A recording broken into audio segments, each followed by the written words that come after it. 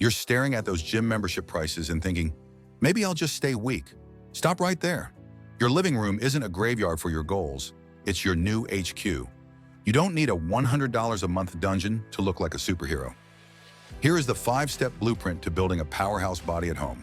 Step 1, master the classics. Gravity is the only subscription you need. Push-ups, pull-ups, and squats aren't beginner moves. They are the foundation. If you can't do 50 clean push-ups, you don't need a bench press. Build the base first. Step 2, progressive overload with garbage. No dumbbells? Fill a backpack with books. Use water jugs for curls. Your muscles can't read the price tag on a weight. They only understand tension. Make it heavier every week or stay small.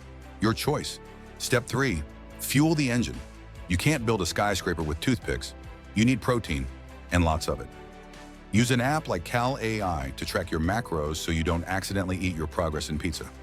If you aren't tracking, you're just guessing, and guessing doesn't build muscle. Step 4, respect the recharge. Muscle doesn't grow while you're sweating, it grows while you're sleeping.